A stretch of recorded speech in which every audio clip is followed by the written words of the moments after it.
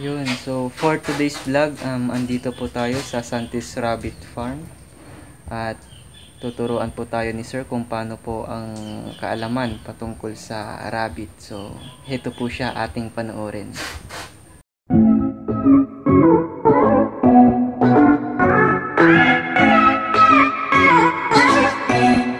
So, magandang hapon. Ako nga pala si Marjan Sante. Andito kayo ngayon sa aming rabbitry, Santi Rabbitry, dito sa Barangay Primicias, Santa Barbara, Pangasinan. At ating tatalakay ngayon ang tungkol sa pag-aalaga ng kuneho, yung tinatawag nating rabbits. Ano bang meron dito sa Santis Rabbitry? Siyempre, sa pangalan niya, Rabbitry. So, makikita natin dito ang mga kuneho. Okay? Anong klaseng kuneho meron dito sa Santis Rabbitry? So, primarily, ang meron tayo dito ay mga meat type na rabbits. No? At anong breed ng meat type ang meron tayo dito? Meron tayong mga tinatawag natin New Zealand Whites. Ayan. So, ito po sila. So, ito yung mga inahin natin. Makikita ninyo. Ayan, yung ating mga cages. Kalat. Pinaparami natin sila para sa anong dahilan? Para sa kanilang karne. Okay? So, paano nag-umpisa ang Santi Rabbitry? Nag-start kami way back 2015. So, 2020 na ngayon, 5 years na. Okay? So, paano nag-umpisa? I started with pair of rabbits. Okay? Pero bago dumating yung rabbit, as standard, or shall we say, yung kailangan talaga sa pag-umpisa ng rabbit or ng livestock, kailangan ma-establish mo muna yung forage. Tinatawag nating forage development, no? So mapabaka or cattle raising, mapag-goat raising, and other grass consuming or forage consuming livestock, una ang dinedevelop natin ay yung kanilang kakainin na damo o yung forage development. So dumating yan sa akin yung kikita ninyo yung mga makikita ba? Okay. Ayan, so kikita nyo yung mga parang tubo na damo dyan. Ang tawag dyan ay, tingnan natin, let's have a closer look. Yan, nagawad sa ng klase online. Okay, so yung tinatawag nating Napier, Super Napier grass, also known as Pak Chong Wan, originated from Thailand. Kaya siya, doon galing yung pangalang Pak Chong Wan. So in order ko to through a businessman na nag-acquire din sa Thailand, primarily sana para sa kambing ito, pero dahil sa hindi swak sa schedule ko bilang school teacher ang pag-alaga ng kambing, at backyard lang siya, so ako lang yung mag-aalaga, nahirapan akong i-pursue yung goat racing, no? So itong damo na to, naparami lang dito. Yung pag-aalaga ng kambing, hindi ko siya napatagal, no? Kasi hindi maayos yung aking schedule. So 2015 I was able to think of another project para hindi masayang yung aking nagastos or investment sa grass development or forest development. So naisip ko ang rabbit. Wala akong idea kung ano yung mga uri ng rabbit, no? Alam ko lang kasi noon pag rabbit is alaga, pets, no? Parang aso at pusa. And so when I went to search on my first stock or breeder stock, starters breeders for my rabbitry, ang mostly na search is mga pet type na mamahal, no? Mamahal na, mga around 3,000 to 5. And as I was browsing information in the internet, sabi ko, anong magiging market nitong mga pet type, yung mga cute na maliliit, like we have the lion head, the mini rex. Sabi ko, pet shop, kaso di naman gaano marami ang pumupunta sa pet shop. Okay? And then, having the difficulty of looking for a cheaper breeder stock, I was able to to look into sa internet, yung mga klase ng rabbit na ganito, malalaki. And I was able to know the prices. Medyo relatively mura siya compared doon sa mga cute and iba-iba yung itsura na rabbit. So sabi ko, total, pwede naman siguro itong gawing pet. Sabi ko, dahil pare-parehong rabbit. So I started to look for a source where to buy this type of rabbit. So, una kong nakita sa Baguio City, no, na alaga siya ng dating empleyado ng Benguet State University. So, andito yung lahi na yon, yung color, no? Ito, anak na ng original kong alagang rabbit. This one. We have this rabbit. Okay. So, ito anak na ng original na rabbit namin. Yan. So, ganyan siya kalaki. At meat type siya, no? So, nung na-acquire ko yung parents nito, I was able to read more about this type of rabbit. So, nagkaroon na ako ng idea na meron palang dalawang categorization ng rabbit. Actually, there are three. First is the meat type, the pet type rather, yung maliliit na cute, the lion heads, the loops, the mini rex. And so we have also the meat type, the large one, or the medium size for meat purpose. And the other one is for yung kanyang balat at saka yung balahibo, no, para sa cotton and textile production. So, dahil sa medyo mura itong pag-umpisahan, ito yung napili ko, yung meat type. And then, I want to know more about raising rabbit of this type. And then, I went to browse the internet and nakita ko yung prospect ng meat. Dahil wala pa masyadong pupunsyong ng meat. Pero ang medyo problema is on how to raise the awareness of the people to consume rabbit meat. Kasi they were accustomed with rabbit to be treated like pet only. Okay, so I tried to search the internet or anywhere here in the Philippines where I can attend seminar with regards to raising this type of rabbit, the meat type. So, una kong na-attendian na seminar was a seminar conducted by KC Rabbitry at Amadeo Cavite, managed by Clifford Ballesteros. And so, I was able to learn those technology and techniques in raising this type of rabbit. Well, basically, wala naman pinagkaiba lahat ng pag-aalaga ng iba't ibang uri ng rabbit. Halos pare-pareho lang. It's that, merong konting difference lang, no, with regards to yung sa kwan naman, processing na ng karne. Siyempre, doon sa pet, hindi yung pinaprocess, just alaga lang siya. So, doon na yung medyo different. And then, medyo nakulangan ako ng konti sa natutunan ko dun sa seminar. So, the person or the organizer of the seminar, Mr. Ballesteros, opted to introduce to me another person who is raising rabbit meat type, no? In the name of Sir Art Veneracion from Baliwag, Bulacan. Sa kanya siya nagmamay-ari ng Avon Nature's Farm. And he's been into raising rabbit since 2012. So nauna na siya ng 3 years sa amin. So I went there 2016, February 2016 at Avon's Nature Farm. The same time, naitatag na rin ni Mr. Veneracion yung Association of Rabbit Meat Producers or ARAM Incorporated. At hindi ko na pinatagal pa, no? Pag-attend ko ng seminar, right then, I volunteered myself to become a member of the Association of Rabbit Meat Producers. No? So, I was one of the first attendees coming from Pangasinan. At medyo, ako yung medyo unang nag-raise ng medyo maraming rabbit meat type dito sa Pangasinan way back 2015. Yan.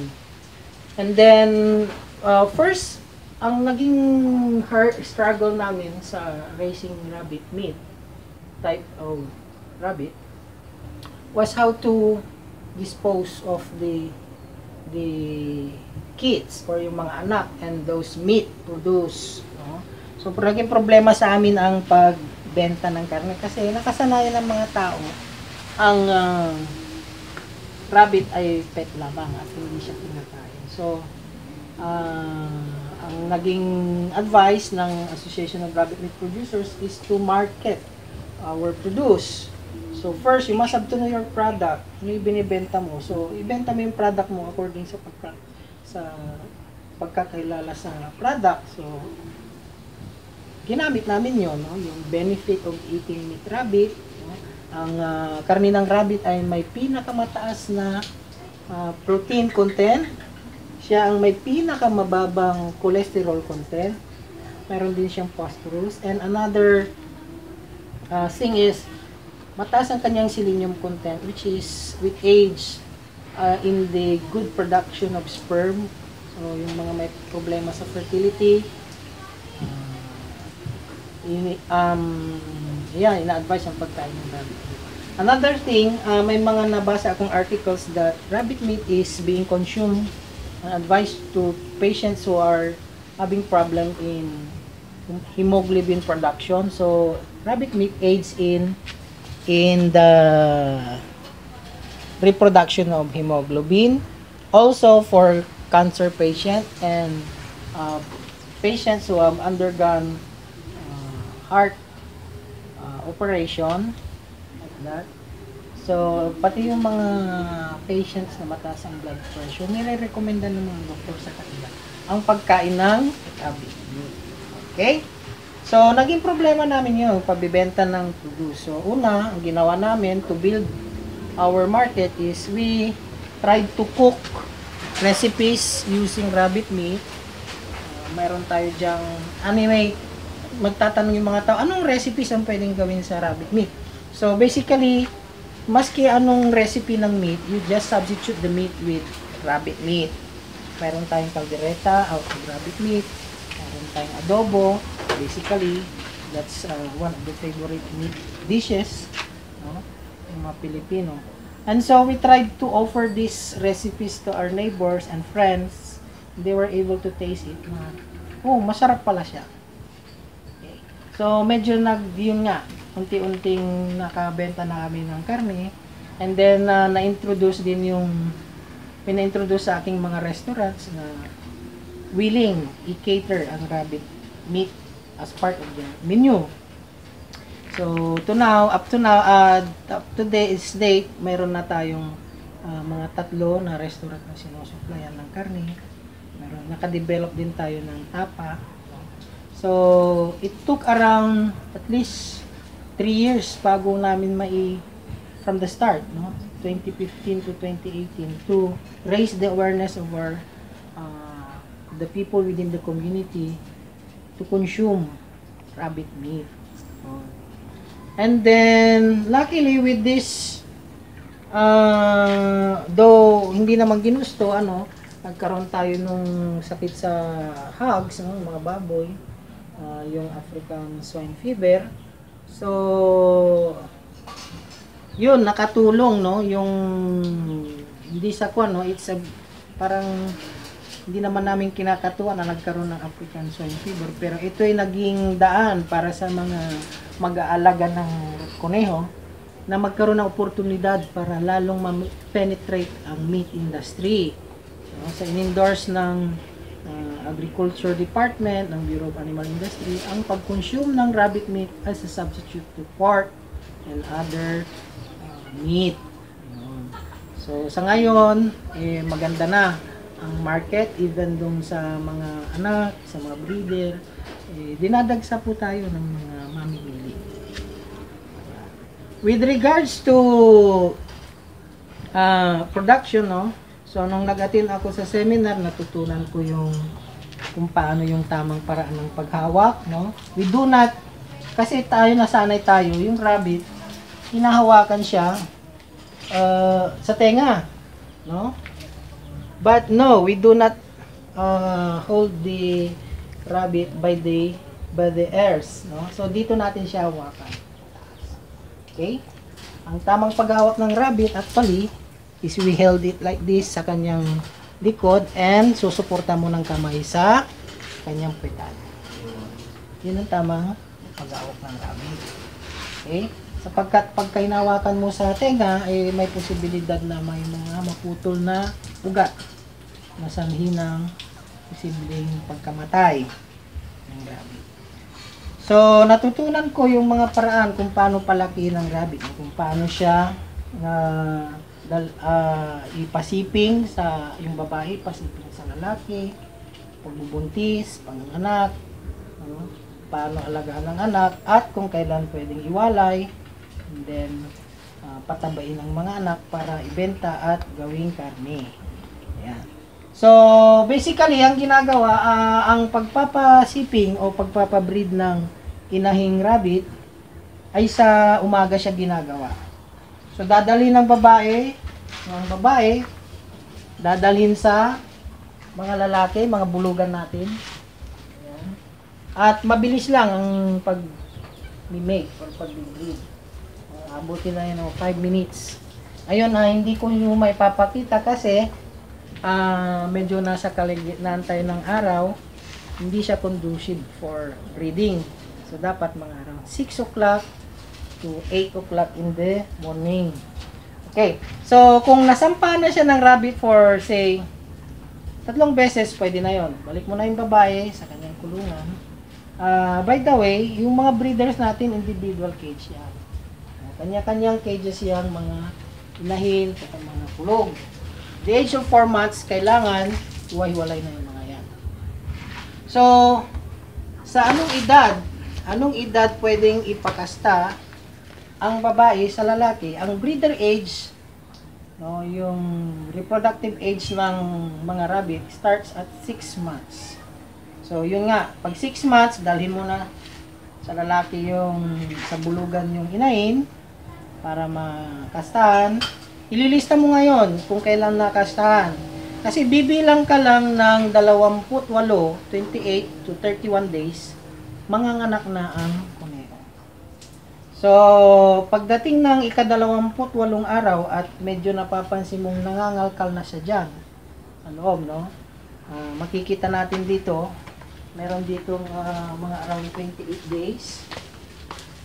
So, umpisahan mo na, pagka nag-28 days na, hindi pa nangangalkal, lalagyan mo na siya ng tinatawag nating nest box. Okay? Yan yung nest box. Blue. Yan. So, yan na magsisilbing parang anakan ng inay. So, papansin natin itong buntis ay masungit. Okay? Masungit siya at makakapa natin yung mga pinagbupuntis niya. Ayan, may nakakapa akong mga ulo. Okay? So, sa mga susunod na araw, siya na ay magtatanggal ng balahibo sa kanyang dibdib. Okay? At iipunin doon sa kanyang paanakan. So, sa ika-30 hanggang ika-31 araw ng kanyang pagbubuntis ay manganganak na siya. Okay? So, kung makikita natin dito sa gawin ito, mayroon tayong isang inahin, no? Ang kanyang anak, yan na po yung mga anak.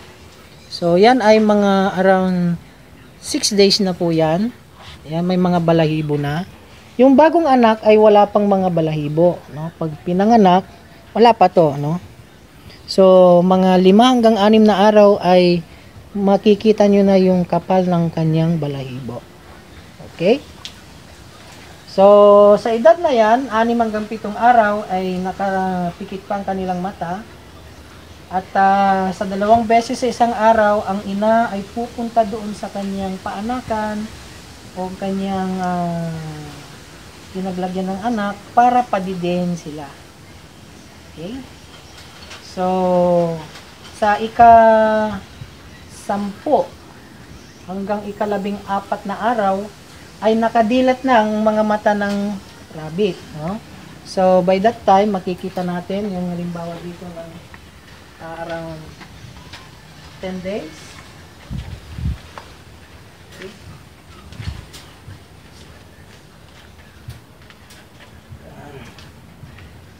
So ito yung mga around 9 to 10 days. Ayan. Yan, mga 9 to 10 days old na itong mga to. Ayan, mga 9 to 10 days old. Ayan, so nag-uumpisa nang bumuka ang kanilang mga mata. So at saka naglulundagan na yung mga yan. Okay? Naglulundagan na sila. Ayan. So nag-umpisa na silang umakyat sa kanilang kinalalagyan papunta sa labas. Pagsapit ng ika-14 na araw, kailangan nang tanggalin ang kanilang kinalalagyan para makasama nila ang kanilang ina sa loob, no? Kagaya nito, no? So ito ay mga around 16 hanggang 17 araw na po itong mga to. At nag-uumpisa na silang kumain, no? Yung mga tae na naiwan dyan, na dumikit, yan yung mga basa na dapat kainin pa ng nanay, no? Hindi niya lang nakain uli pabalik. Nadikit dyan sa kulungan at yan ay pag-umpisa ang kainin ng mga inakay o mga kits na tinatawag natin. At unti-unti na silang matututong kumain at pabawas na rin ang kanilang pagdede. So makikita natin sa bandang dito, ayan, ito na yung malapit ng iwalay. Meron tayong mga kits or inakay. Ito ay mga isang buwang gulang na to. So, at malapit na silang iwalay, no? Paano natin malalaman kung pwede nang iwalay o hindi? Pagka ang mga anak ay pagka pinakain mo yung ina kasama ng mga anak at inaobserbahan mong sabay-sabay na silang kumain, parang piging, no? Yung kanilang piging, no? Sabay na silang kumain sa kanilang kainan na naobserba mo ng hanggang 5 araw na ganyan, sumasabay na sila sa ina pagkalagay mo ng pagkain, ay pwede na silang iwalay. Okay? Para sa ganon yung ina ay makapagpahinga naman ng hanggang 2 linggo at saka na siya ulit pwedeng ipakasta ulit. So, ang breeding cycle ng isang inahing rabbit ay inaabot ng 70 hanggang 90 araw, no? Ang kanilang breeding cycle. So, kung 70 hanggang 90 araw sa isang breeding cycle, sa isang taon, inaasahan natin na manganganak ang isang rabbit ng 4 hanggang 5 beses sa isang taon. So, ganun po kabilis ang pagpaparami ng kuneho o ang rabbit. So, importante sa pagkukuneho ay yung wastong pagkain. Yan ang madalas na sinasabi sa amin ng mga eksperto sa pag-aalaga ng kuneho. So, pagka sila ay naiwalay na, makikita natin dito mga bagong walay. Yan. So, ito yung mga bagong walay, mga 6 na linggo. Mula nung sila ay pinanganak. Yan, mga 6 weeks old po yung mga yan. At kaya na nilang mabuhay ng hindi kasama ang kanilang ina. So, itong mga to ay papatabain. No? So, ang mangyayari dito, mabibenta sila bilang breeder. Kadalasan, ang mga babae, ang binibilang breeder. At yung maiiwang lalaki, na hindi mabibenta bilang breeder, ay siya namang patatabain natin, no? Kagaya ng mga nandito, yung mga to, kita ninyo, ito ay mga 3 buwang gulang na mga rabbits na pinapataba po natin. At pagka narating na nila, naabot na nila ang timbang na halos 2 kilo, no? 1.75 kilo, ay pwede na silang katayin at pwede tayong makakuha ng hindi bababa sa 1 kilo karne. Ayan po. So, sunod nating talakayin ay kung ano yung mga pagkain. So, pagkain natin basically, kung ano yung kinakain ng nanay, ganun din yung kakainin ng anak. So, anong bang mga pagkain natin sa rabbit? Alam nyo, pwede naman natin gawing organic kung pagpapakain sa rabbit. So, kadalasan ng mga nag-organikong pag-aalaga ng kuneho ay tanging mga damo lamang pinapakain, ano? Pero sa atin, dahil ang linya po natin ay pareho pong pagkakarni at pagbibreeder, pagbibenta ng breeder, so nagpapakain tayo ng feeds. No? Sinusukat natin ang feeds. So, ito yung feeds. Yan yung pangalan ng feeds natin. Ayan. Chexers Feeds. So, thank you, Chexers Feeds. Pwede ba yan? Okay. So, ang sukat, ayan. So, ito yung Chexer Feeds. Okay. Yung kanilang sako. So, mayroon na mga nasa merkado ngayon na uri ng pakain o patuka sa rabbit na especially para lang sa mga rabbit. Okay, kasi dati, ang mga naipapakain sa rabbit ay yung mga pakain sa manok. Okay? Or pakain sa baboy. So, sa umaga, papakain tayo ng feeds. So, kaninang umaga, napakain na yung mga rabbit natin, no? Gaano karami pinapakain natin sa rabbit? Ayan. So, ganito karami, no? This is around 50 to 60 grams. So, basically, on the average is 50 grams. Papakain natin sa rabbit na may edad na 3 buwan pataas. Uniform na to, no? So 50 grams isang araw sa umaga. So papakain mo yan sa umaga at ito po nilalagay dito sa ating mga paso, no? Mga feed pot. So ayan, ubos na, nakita natin, ubos na yung pagkain ng rabbit. Okay? Tapos, bakit 50 grams? Kasi yun po ang talagang recommended para sa ganun, hindi siya gaano katabahan at nang hindi mahirapang magbuntis yung ating mga kulay. Pagsapit naman ng gabi, pagkain natin ay damo. Papakain tayong tinatawag na dito sa Santis Rabbitry, ang pakain po natin mainly ay na damo, ay tinatawag nating Napier o yung Pakchong 1. Okay? So, ito, kinuha sa umaga at ito nga, pag kinuha sa umaga, medyo may mga moisture pa, so hindi siya advice na pakain kaagad, no?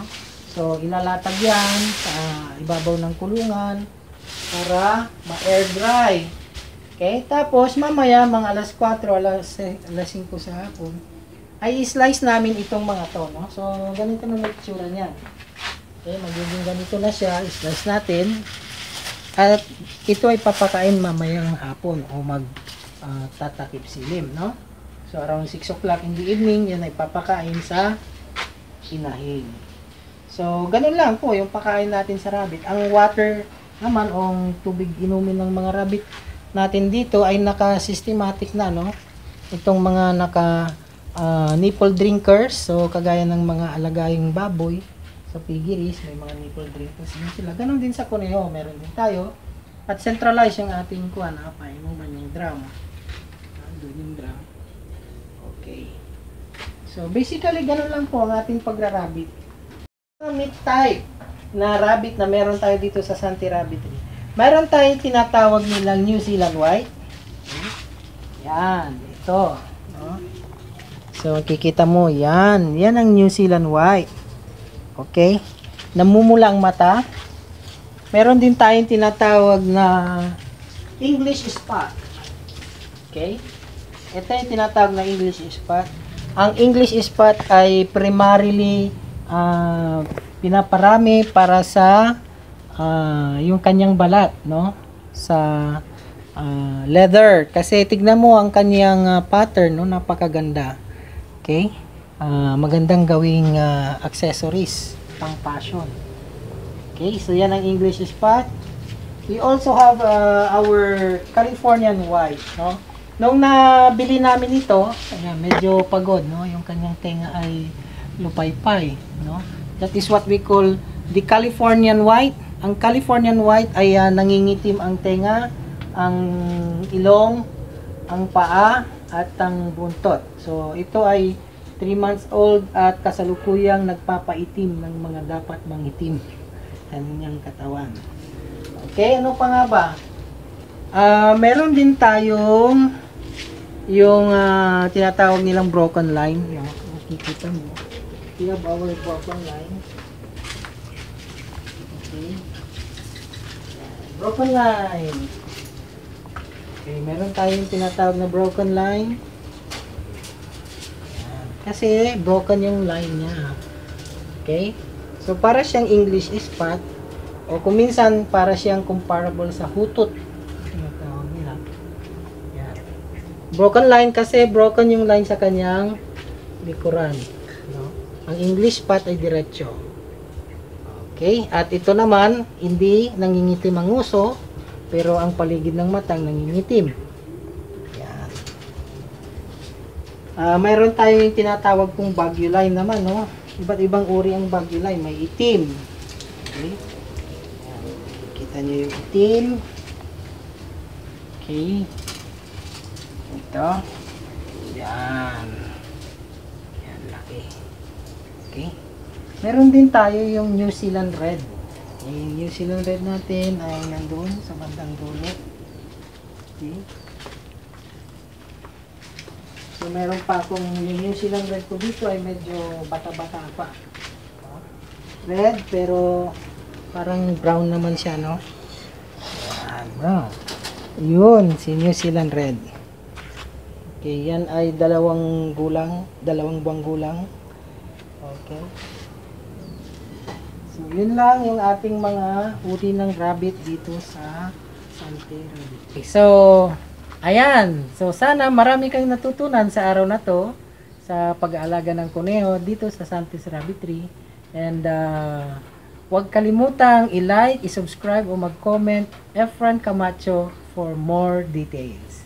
Thank you!